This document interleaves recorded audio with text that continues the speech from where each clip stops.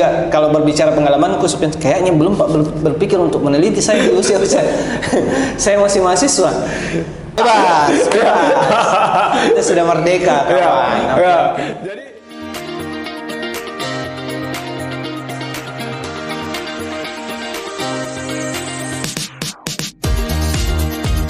balik lagi bersama saya Januar, tuan rumah podcast Kios 1. Ini kayaknya sesi apa ya? Sesi khusus kayaknya ini. Saya kedatangan tamu anak muda yang luar biasa, seorang mahasiswa yang masih aktif dan juga apa ya? Banyak melakukan penelitian-penelitian. Jadi saya langsung sambut. Tepuk tangan Pikral, tepuk tangan ke semua lah. Sofyan. Oke. Gimana kabar Anda? ya alhamdulillah baik. Sehat-sehat? Sehat semua. Alhamdulillah. Sebelum saya memulai mungkin sesi kita hari ini, saya mau highlight dulu. Yang pertama mungkin kita akan membahas sedikit tentang aktivitinya Sofyan sebagai seorang mahasiswa yang aktif selaku peneliti juga. Wah ini keren ini. Nggak sembarang mahasiswa bro, bukan kaleng-kaleng. Yang kedua mungkin sebagai peneliti mungkin bisa berbagi sedikit tentang pengalamannya sebagai seorang peneliti. Itu juga kita akan cerita. Yang ketiga mungkin mimpi-mimpi besarnya ini Sofyan ini kita mau tahu juga sebagai anak muda yang banyak melakukan penelitian, aktif di dunia kampus dan sebagainya. Mungkin kita mau tahu juga dia punya mimpi besar apa sebenarnya, biar teman-teman di luar sana bisa belajar juga begitu. Oke. Baik. Sofyan, saya mau tahu dulu dong, sebelum masuk di dunia kampus, dunia pergaulanmu itu sebenarnya seperti apa? Baik di dunia sekolah, mungkin pendidikan pertama, tingkat pertama, sampai di tingkat atas, di madrasah, mungkin di mana begitu. Boleh cerita sedikit, Sofyan, seperti apa? Oke. Jadi saya itu lahir di tepi barat Sulawesi, tepatnya di Polewali Mandar, sebuah kabupaten yang bisa dibilang di tahun 2018 itu adalah tahun-tahun masih tertinggal. Dan saya ada di salah satu distrik atau kecamatan namanya Campalagian. Saya bersekolah di salah satu SD yang sangat kurang dalam hal bangunan, kapasitasnya juga untuk sekolah dasar yang maju tidak bisa dikatakan seperti itu. Saya sekolahnya yang biasa-biasa saja, SD biasa saja. Dan kemudian saya melanjutkan pendidikan menengah saya di Madrasah Sanawiyah. Jadi saya warga DDI. Saya warga DDI. Warga DDI ya. DDI. Dan berikutnya saya masuk di jenjang menengah atas, itu saya masuk di Madrasah Aliyah Negeri 1 Polewali Mandar.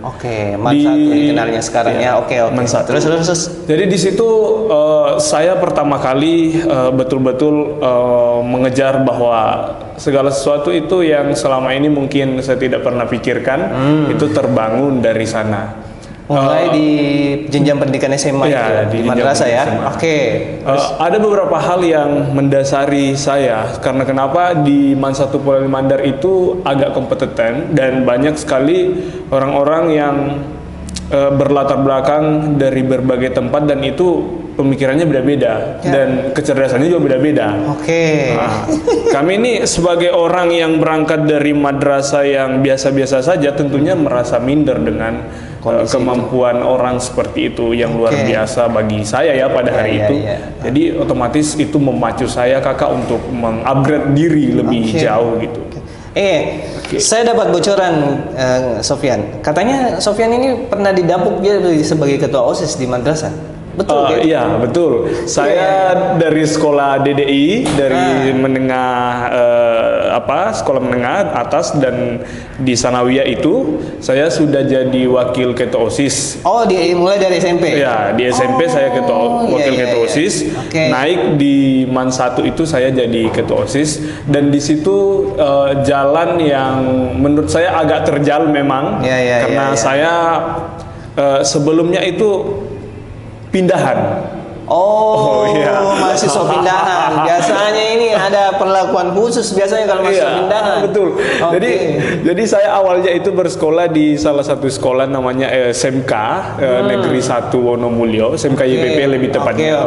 Oke. Saya di situ dan saya agak nakal dulu waktu sekolah awal di situ. Iya. Oke. Seperti pada umumnya orang-orang yang sering bermain video game, bolos sekolah. Oke. Itu saya sering keluar. Saya rasakan itu dan saya pernah dikejar satu kali Satpol PP di pasar karena bolos. Itu merasakan juga ya ternyata. Oke. Sebelum saya lanjut ke Sofyan, kita sekarang ini berada di kedai kafe Skopa di Hertasning, tepatnya di Citraland gitu. Jadi silakan Kakak Sofyan. Oh iya.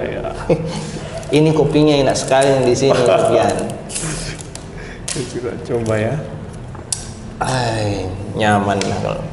Oke, lanjut aja. Kenapa saya mau bercerita tentang itu tadi Sofyan? Supaya teman-teman mungkin bisa tahu sebenarnya perjalanannya Sofyan ini mulai dari sekolah sampai di tingkat mahasiswa. Teman-teman bisa belajar gitu. Betul. Buat teman-teman milenial atau Gen Z yang di luar sana yang masih menempuh jenjang pendidikan, bahwa Sofyan ternyata berasal dari mulai dari pendidikan yang biasa-biasa saja sebenarnya. Oke. Let's go, kita masuk di dunia kampus, kemudian mengambil jurusan sejarah di Universitas Hasanuddin. Ya. Boleh tahu cerita sedikit saja ya, prosesnya mulai awal sampai bisa masuk di sejarah itu gimana? Oke. Sebenarnya ini akan agak panjang Kakak kalau kita cerita, tapi saya persingkat aja untuk bagian kampus ini. Jadi pertama itu saya ingin mengambil studi ilmu hukum di UGM. Awalnya. Oke. Jadi saya 2 kali ditolak UI. 2 kali ditolak UI. Artinya 2 kali karena 2 jurusan yang saya pilih di UI. Kemudian saya pilih UGM untuk SBMPTN dan pilihan kedua saya itu sejarah Unhas. Akhirnya jatuh ke Unhas. Akhirnya saya terpilih lolos di Unhas. Dan awal-awal saya masuk sebagai mahasiswa baru, saya hanya cukup punya pengetahuan di kepala bahwa kita hanya akan belajar tentang sejarah pada umumnya yang saya temui di sekolah di jenjang menengah. Pengetahuan sejarah lah, sejarah umum. Namun ternyata itu jauh lebih berbeda. Kita mengkaji hampir semua negara, hampir semua benua yang ada di dunia, kita bicara dalam konteks historisnya. Akhirnya sekarang aktif sebagai mahasiswa sejarah di Unhas. Dengar-dengar katanya masuk di dunia kampus di Unhas ini, Sofyan juga akhirnya didapuk menjadi salah satu bagian lembaga kemahasiswaan kampus. Bisa cerita juga sedikit mengenai itu? Kalau di bagian itu saya masuk di badan BEM Universitas, tingkat universitas loh. Bukan di semester berapa itu Sofyan? Saya masih di semester 4 pada waktu itu. Jadi memang agak cepat. Kondisinya itu saya bukan orang yang melakukan kong kali kong kerjasama politik, tidak. Saya berdasarkan jalur permintaan prestasi, ketua BEM menghubungi langsung, komunikasi dengan saya, kita ngobrol banyak dan pada akhirnya dia bilang saya mau Anda yang menjadi salah satu menteri di dalam kepengurusan saya di BEM Universitas itu. Siap. Sekarang Sofyan mungkin karena Sofyan juga sudah aktif dan sekarang sudah semester 7 ya? Semester 7. Saya dengar juga bocoran bahwa Sofyan ini aktif melakukan penelitian sejarah. Boleh cerita mungkin bagian mana saja yang Sofyan pernah lakukan? Iya. Jadi sebenarnya lebih tepatnya di riset sosial humaniora. Jadi bukan hanya berfokus di sejarah saja, tapi ada di beberapa mungkin itu bisa sifatnya yang sedikit sosial, politik, antropologi, dan lebih khususnya kalau misalkan di sejarah itu seperti yang saya lakukan kemarin untuk ikut di PIMNAS PKM, Program Kreativitas Mahasiswa. Saya meneliti tentang bisu di Segeri, di Pangkep, salah satu kabupaten. Bisu itu apa sih maksudnya? Jadi saya merujuk pada beberapa tulisan yang diterbitkan. Halilintar Latif itu salah satu mantan dosen di UNM. Itu dia menulis tentang bisu dan peranan dalam masyarakat Bugis, itu dia menjelaskan bahwa Biso itu adalah pendeta Bugis kuno yang mengurusi tentang beberapa ritual-ritual kerajaan. Ada juga di dalam literatur lain menyebutkan seperti pada buku Manusia Bugis Christian Pelras, itu dia menjelaskan bahwa dia adalah orang-orang yang didapuk khusus bersamaan ketika dibentuknya dunia ketiga pada saat manusia awal muncul di peradaban Sulawesi Selatan atau mitologi. Sudah sejauh itu penelitianmu. Iya. Menarik sekali nih sebenarnya. Oke. Saya mungkin tidak akan terlalu jauh mengenai penelitian-penelitianmu, Sofyan. Tapi sebenarnya sebagai mahasiswa, saya juga kalau berbicara pengalamanku, Sofyan, kayaknya belum berpikir untuk meneliti saya di usia saya masih mahasiswa. Balik lagi mengenai pengetahuan sejarah, Anda aktif sebagai mahasiswa sejarah dan sebagainya. Ya. Kita ini selalu dicekoki, ini mungkin pemikiran saya saja, Sofyan. Kita ini setiap tahun selalu dicekoki dengan sepertinya peringatan sejarah yang terus berulang, Sofyan. Menurutmu sendiri bagaimana melihat sebenarnya kita belajar dari sejarah gitu? Baik mungkin kita sebagai generasi anak-anak milenial dan sebagainya. Bagaimana sih sebenarnya kita harusnya mengambil pembelajaran sejarah gitu? Karena rasa-rasanya oke lah kita ambil salah satu contoh ya, saya kasih contoh G30 SPKI gitu yang selalu menjadi pembicaraan terus-menerus berulang. Bagaimana kita mengambil pembelajaran gitu? Sebenarnya seperti ini. Sejarah itu adalah salah satu bidang ilmu yang menarik, sebab dia itu berbicara tentang manusia di dalam ruang dan waktu, yang nantinya itu kita sebut sebagai satu peristiwa. Oleh sebab itu disampaikan oleh orang-orang Latin bahwa ada satu adagium Latin menyebutkan bahwa Historia Magistra Vitae, bahwa sejarah adalah guru terbaik di dalam kehidupan. Kenapa kita penting untuk mempelajari itu? Karena dari situlah kita bisa mengambil makna, dan kemudian untuk melanjutkan perjalanan berikutnya agar tidak ada kegamangan, kita belajar dari sejarah, dan polarisasinya itu akan berulang. Akan berulang. Salah satu contoh ini kakak saya kasih contoh cepat-cepat. Misalkan virus corona yang terjadi beberapa tahun yang lalu. Kita kalau bisa kita buka lembaran catatan sejarah dunia perjalanan peradaban kita, kita itu akan menemukan bahwa ada hal serupa tapi namanya flu Spanyol. Flu Spanyol ya. Ada flu Spanyol, dan itu lebih mencekam, korbannya, daya mematikannya lebih tinggi dibanding virus corona daripada COVID-19 itu. Kesimpulannya adalah begini, Sofyan. Tapi polarisasinya ini beda kita lihatnya, Sofyan. Karena pasti selalu ada dua sisi yang akan kita lihat. Betul. Orang yang merasa mungkin bagian dari korban di kejadian tersebut, ada mungkin dari sisi orang yang mungkin merasa sering dituduh, diseret-seret dalam pengetahuan sejarah gitu. Mau tidak mau sebenarnya ini seperti membuka luka-luka lembaran lama sebenarnya, Sofyan. Kalau kita mau belajar, Sofyan, kalau kita mau belajar dari negara lain berbicara tentang sejarah, bagaimana harusnya, Sofyan? Atau Sofyan punya rujukan tidak negara-negara luar yang yang sudah move on dari sejarahnya, Sofyan? Kalau masalah itu ada beberapa negara. Karena banyaknya kesalahan masa lalu atau pelanggaran HAM yang dia perbuat, maka sampai dia ingin meniadakan pembelajaran sejarah. Sampai mau ditiadakan? Sampai ditiadakan. Negara mana itu, Sofyan? Salah satu contohnya itu Nederland. Nederland, Belanda. Itu sempat mengisukan untuk menghilangkan itu atas fakta-fakta kejahatan masa lalu yang begitu kejam terhadap negara-negara yang jadi korban kolonisasinya mereka. Terus misalkan kasus G30 SPKI yang tahun 65 seperti yang saudara katakan tadi, saya justru melihat bahwa memang akan ada yang tersorot, ada yang tersorot dan terseret di dalam situ. Sebab kenapa? Bahwa peristiwa sejarah itu selalu ada yang menjadi pelaku dan selalu ada yang menjadi korban. Dan yang menjadi korban itu akan selalu menuntut.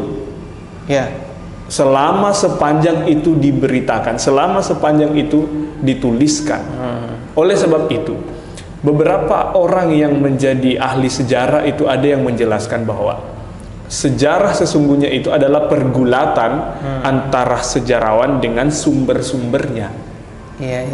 Jadi sumber tertulis, sumber wawancara, dan beberapa arsip-arsip itu mereka kaji kembali, dibuatkan sebuah tinjauan kembali, dan itu menghasilkan sebuah hasil penelitian baru yang tentunya mungkin lebih gamblang daripada penelitian sebelumnya. Oke. Jadi kalau begitu posisinya Sofyan, ini tarik menarik sebenarnya. Setiap tahun kita selalu mengulik-ngulik, selalu dua persepsi yang akan kita dengar. Betul. Gitu. Jadi akhirnya adalah kita susah untuk move on dari sejarah itu. Sementara generasi ini semakin ke sana, ini akan dicekoki dengan informasi yang serba gamang jadinya sebenarnya. Mana sebenarnya yang benar ini peristiwa ini begitu, Sofyan? Saya mau mungkin lebih spesifik, Sofyan. Bagaimana sebenarnya generasi-generasi kita ini, terutama Sofyan mungkin sebagai seorang sejarah, bisa memberikan sedikit nilai terhadap teman-teman kita yang di luar sana yang mungkin hanya mendengar informasi sejarah itu sepotong-sepotong jadinya gitu. Mana, Sofyan? Kalau saya sepertinya ada satu hal yang perlu ditambahkan di dalam kehidupan bermasyarakatnya kita sebagai warga Indonesia maupun sebagai generasi Z. Saya selalu dalam beberapa buku-buku motivator selalu dijelaskan bahwa ada yang namanya kecerdasan intelektual, ada emosional, dan ada spiritual. Saya rasa perlu ditambahkan satu. Apa itu? Harus ada historical intelligence. Pengetahuan sejarah sejarah. Sebab itu adalah nilai daripada cara kita untuk mempertahankan identitas. Jadi benteng terakhir ini yang perlu saya sampaikan dan perlu saya wanti-wantikan kepada siapapun. Ini bukan hanya kepada Gen Z, ini bukan hanya kepada generasi tua, tapi ini menyangkut seluruh warga negara. Karena kenapa? Apabila sejarah ini tidak dipelihara dengan baik, sejarah dan budaya itu tidak dipelihara dengan baik, maka benteng terakhir nasionalisme itu akan roboh. Karena itulah benteng terakhirnya. Menarik sih. Agak susah kalau misalkan kita tidak punya, tidak punya pemahaman seperti itu. Sekarang sudah aktif. Saya mungkin lanjut ya, Sofyan. Sekarang sudah mau proses penyelesaian studi ya. Betul. Studinya nanti mau kemana, Sofyan ini? Penelitiannya sudah ada? Sudah ada. Apa, mengangkat apa ceritanya? Saya dalam hal ini meneliti tentang diaspora orang Arab, etnis Arab. Menarik itu. Di Sulawesi. Spesifik, kasih kita bocoran sedikit. Seperti apa penelitianmu, Sofyan? Kalau di bagian ini saya ingin banyak membicarakan tentang bagaimana proses sejarah kedatangan mereka, diaspora mereka. Maksudnya? Proses kedatangan. Jadi diaspora itu kan berbicara tentang bagaimana perpindahan satu etnis dari dalam satu wilayah. Dalam hal ini etnis Arab. Terus. Jadi saya ini bukan karena saya ingin mengatakan saya pendukung. Kita tidak berbicara itu. Saya ingin menjelaskan bahwa penelitian saya itu spesifik meneliti tentang orang Arab karena saya melihat sumbangsi orang Arab itu dalam perjalanan kebangsaan kita, kemerdekaan kebangsaan kita itu sangatlah besar. Tidak bisa dipungkiri bahwa orang yang merancang menggambar burung Garuda itu adalah orang etnis Arab. Saya baru tahu loh itu. Orang Arab? Iya. Oke. Menarik sekali sebenarnya, Sofyan. Oke. Di mana tepatnya penelitianmu, Sofyan ini? Saya di Sulawesi Barat. Sulawesi Barat ya. Oke. Semoga sukses lah. Next.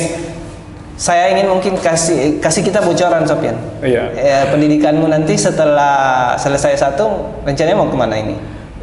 Kalau Tuhan memberikan umur yang panjang dan memberikan kesempatan yang baik, saya rencana mengejar studi untuk ke luar negeri.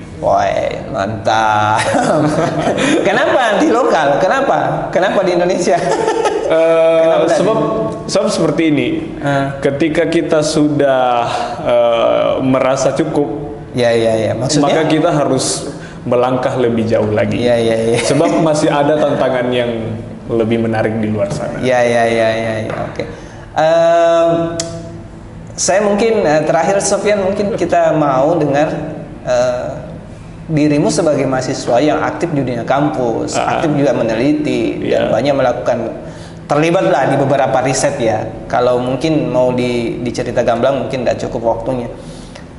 Kasih mungkin teman-teman Gen Z atau yang di luar sana yang baru mau akan masuk di dunia kampus. Kau punya tips apa untuk masuk di dunia kampus dan aktif di dalam baik di studimu sendiri, di kelembagaan mahasiswa juga aktif. Kasih mungkin tipsnya bagaimana sebenarnya? Menurut saya seperti ini. Semester awal ketika Anda masuk itu adalah saya rasa itu adalah proses pengenalan. Dan di proses pengenalan itu bukan kampus yang berkenalan kepada Anda. Anda tapi yang harus mengenal kampus itu sendiri. Tapi bukan hanya mengetahui kampus itu hanya sekedar wajah atau wadah untuk pendidikan, tapi Anda harus mengetahui secara holistik seperti apa manusia yang ada di dalam, interaksi apa yang harus dibangun. Dan saya rasa di semester berikutnya, semester 2, kita melakukan sebuah proses penjejaringan. Kita membangun jejaring, akselerasi. Tentunya ketika itu sudah terbangun semua di semester 3 itu baru kita lakukan proses eksekusi dengan melihat di mana kemungkinan saya bisa masuk dan di posisi ini kira-kira saya bisa mencapai apa. Misalkan kalau di semester itu Anda ingin masuk ke organisasi mahasiswa, atau misalkan Anda mau masuk di UKM, itu tergantung pertimbangan masing-masing. Anda punya minat apa dan punya ketertarikan apa. Misalkan di dunia pergerakan Anda masuklah di Ormawa, tapi kalau misalkan punya ketertarikan di dunia UMKM misalkan, atau yang bergerak di situ ya, UKM yang UMKM kan ada juga wirausaha situ, silakan, boleh saja, tergantung daripada minat masing-masing. Tapi lagi-lagi orang yang mengambil satu jalan itu harus tetap punya prinsip. Bahwa itu. Kalau Sofyan sendiri apa? Saya seperti ini. Saya mengerti kapan saya harus stop dan saya mengerti kapan saya harus lanjut. Nah, itu yang harus kita punya. So kadang kebanyakan mahasiswa yang saya amati ya di bawahnya saya, itu dia justru semakin hari semakin terpenjara gitu dengan keadaan. Maksudnya? Terpenjara dengan keadaan yang ada di dalam kampus karena dia tidak mampu memilih jalannya sendiri. Jadi dia dipilihkan oleh orang-orang lain. Begitu. Dan itu saya sebut satu kegagalan apabila kita tidak mampu untuk memilih jalan kita di dalam suasana yang seperti itu. Kampus itu kalau Anda tidak bisa untuk mengatakan stop, maka Anda akan diinterupsi terus-terusan oleh orang lain. Ini mungkin sebagai anak sejarah yang kita ngetes ini sebenarnya. Saya mau ngetes sebenarnya. Sofyan masih ingat siapa rektor pertamanya UNAS? Sudah tahu? Siapa? Namanya sebagai mahasiswa sejarah ini kita ngetes siapa rektor pertamanya UNAS. Kalau itu saya lupa. Amiruddin kalau nggak salah ya. Prof. Amiruddin kalau nggak salah. Nanti kau cari tahu lah. Terakhir mungkin ini bisik-bisik saya Sofyan. Mungkin tidak ini di Indonesia kita move on dengan sejarah kita sebenarnya. Atau bagaimana sih kau melihat konstruksi sejarah kita di Indonesia? Saya secara pribadi ya, sebagai orang awam tentang sejarah, Sofyan, sebenarnya belum bisa move on dari kondisi itu. Dalam artian kenapa kita selalu ngorek-ngorek luka-luka lama itu, sebenarnya peristiwa-peristiwa yang luar biasa yang terjadi begitu. Bagaimana caranya kita bisa move on dari itu sebenarnya? Sebenarnya nggak bisa move on. Dalam artian begini, Sofyan, sudahlah, yang sudah terjadi Mila. Kalaupun kita harus tahu, kan selalu ada polarisasi nih Sofyan jadinya. Betul. Inilah yang saya sebut bahwa ada orang yang memanfaatkan sejarah itu. Ada oknum yang memanfaatkan sejarah itu, dan itu sudah dari dulu. Dan semua Kakak Jan mesti tahu ini, bahwa semua daripada negara yang ada di dunia ini yang memegang erat sejarah itu selalu menggunakan sejarah itu sebagai mata pisau yang berganda. Berarti bahaya dong kalau begitu. Memang bahaya. Oleh karena itu di situ diperlukan orang-orang yang studi khusus tentang sejarah itu untuk mengungkapkan fakta-fakta yang diputarbalikkan selama ini. Oh, begitu. Iya. Jadi pengkajiannya seperti itu. Misalkan nih, salah satu contoh. Awas kita ditangkap ya. No, bebas. Kita sudah merdeka, kawan. Jadi ada beberapa orang atau oknum yang usah menyebut merek, yang sengaja memutarbalikan itu. Misalkan ini, kita kan sampai sekarang ini masih dibingungkan. Contohnya ya, banyak peristiwa lah. Contohnya misalkan di gerakan 30 SPKI. Siapa sih dalang daripada itu? Nah itu dia maksud saya. Orang kan bertanya tentang itu. Ketika kita menyebutkan satu unsur nama atau tokoh, itu bahaya. Oh, itu bahaya, orang ribut. Tapi kalaupun tidak disebut, akan jadi gamang jadinya sejarahnya. Itu akan jadi gamang. Olehnya itu, orang-orang yang menuliskan tentang sejarah itu memiliki cara tersendiri dalam mengamankan posisi. Baik ketika dia sebagai sejarawan yang dipesan khusus oleh pemerintah, karena ada juga sejarawan yang dipesan khusus oleh pemerintah. Maksudnya? Dia menulis versi pemerintah. Wah, ngeri juga ternyata ini Sofyan. Ada juga yang menulis versi pemerintah.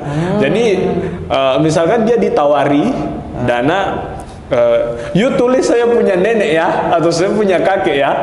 Itu harus sebutin. Ngeri juga ini Sofyan kau bicara saya punya kakek ya. Pokoknya dia yang harus sebagai pionir utama dalam pembangunan bangsa ini, titik. Ada kemungkinan begitu, Sofyan? Apa? Ada kemungkinan sejarah di sisi seperti itu? Dan ada di Indonesia terjadi. Astaga. Salah satu contoh saya kasih cepat-cepat. Nggak usah sebut merek. Saya ngeri-ngeri sedap saya rasa ini dengar ini. Gimana? Tidak. Peristiwa lah. Salah satu peristiwa. Justru begini. Di dalam sejarah itu kita harus objektif. Kita harus menyebutkan secara jujur. Itu ada prinsip sejarawan itu seperti itu. Ada prinsip. Jadi saya sebutkan salah satu contoh ini. Bapak Proklamator Indonesia 1 atau 2? Ya, kalau berbicara prosesnya banyak yang terlibat dong. 2 orang kan? 2 orang. 1 wakil, 1 pimpinan atau presiden. Tapi coba kita lihat dalam konteks bagaimana orang-orang Sumatera Barat dalam keterlibatan memperjuangkan kemerdekaan di Indonesia. Saya sebut beberapa nama orang Sumatera Barat. Sultan Syahrir. Ada nanti nama-nama Muhammad Hatta. Ada Agus Salim. Dan beberapa nama-nama yang lain itu yang menjadi. Ada Sapruddin Prawira Negara, presiden yang tidak disebutkan di dalam identitas sejarah kita. Itu kan tidak disebut. Justru dia adalah presiden. Satu presiden yang tidak dituliskan. Kenapa? Aduh, ini kan panjang rasa ini pembahasan. Ini contoh ya, Mari kita runut dan mari kita lihat fakta sekarang ini. Siapa orang yang membawa-bawa nama keluarga? Saya tidak berani Sofyan ya. Itu di luar dari wewenang saya Sofyan. Iya, betul. Saya tidak menyebutkan. Saya hanya bilang siapa dan saya rasa ada di. Ini arahnya agak tendensius saya rasa ini Sofyan. Betul, dan yang saya sebutkan tadi bahwa orang-orang Sumatera Barat termasuk Hatta, Syahrir dan sebagainya sampai hari ini tidak ada satupun keluarga mereka yang berteriak bahwa ini moyangku, ini kakekku, ini nenekku, dan republik ini saya hak atas republik ini. Tidak, dia tidak pernah seperti itu. Kenapa bisa hilang dalam pergulatan sejarah kita? Kenapa dia tidak dinampakkan? Dalam artian tidak dinampakkan bagaimana Sofyan? Kenapa dia tidak dominan disebutkan? Padahal keterlibatannya dalam pembangunan negeri ini sama. Pikiran-pikiran mereka. Contoh lain. Tan Malaka, orang yang dijuluki Bapak Republik. Muncul nggak itu? Ada nggak makamnya Tan Malaka yang diziarahi orang atau dikunjungi orang, atau pernah nggak Tan Malaka itu digambarkan seperti apa begitu? Padahal jasanya amat besar untuk Indonesia. Di buku sejarah mungkin hanya sebagai disebut pun mungkin. Buku sejarah itu Mas hari ini saya sebut. Itu kan bikinan pemerintah. Aduh. hanya ngeri-ngeri sedap saya rasa pembahasan. Ini bisa kita lihat buku sejarah yang beberapa jilid itu Indonesia dalam arus sejarah dan beberapa jilid-jilid yang lain itu kan isinya banyak juga yang Versi pemerintah. ya Ngeri juga sebenarnya ini. Oke. Saya menunggu Sofyan ya. Saya tidak mau terlalu jauh sebenarnya, ngeri-ngeri sedap ini pembahasan lo sebenarnya.